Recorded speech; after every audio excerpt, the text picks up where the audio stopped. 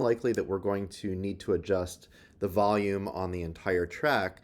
More likely we'll want some finer grained transformations of the amplitude of our audio file. So in order to do that in Adobe Audition, it's not that difficult to do, but it takes an extra step or two. So you'll notice that we're in the same frame that we were looking at before, which is the waveform frame. But in order to do finer grained transformation of our audio file, what we need to do is switch to multi-track, the multi-track editor. And all you do to do that is you click on multi-track, and it will probably have a little pop-up that says, do you want to save this as a named file? And you can do that.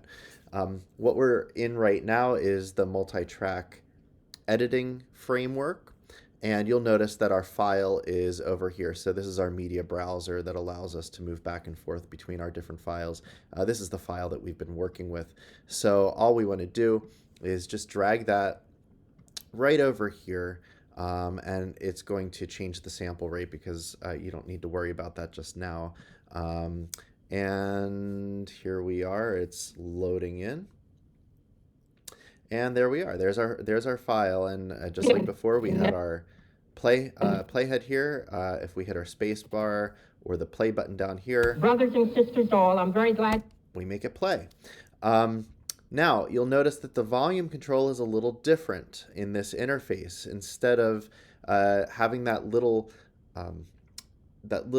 pop-up window that allowed you to change the decibels, in this interface, there's a yellow bar, and I actually much prefer this. You can lower your decibels or your amplitude or heighten your amplitude just by moving the entire yellow bar, which is I think a much more efficient way to go about this. So this lowers our volume. So let's just lower it here and press play, and you'll hear. To be here this evening. And then we'll go back. And we'll raise our volume. Glad to be here this evening.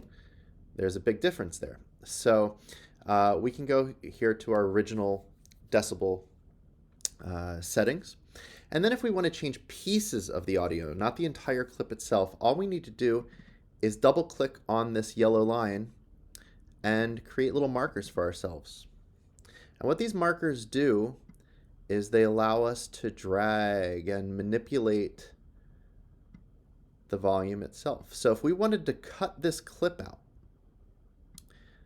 of the audio, we can do that. We just drop the volume low here, and you'll notice when we move our playhead here, the sound will drop out.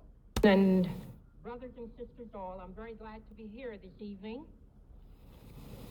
I'm very glad that and you can make the sound go entirely away, of course, if you wanted to, by pulling it all the way down here. Or you could have a much more graduated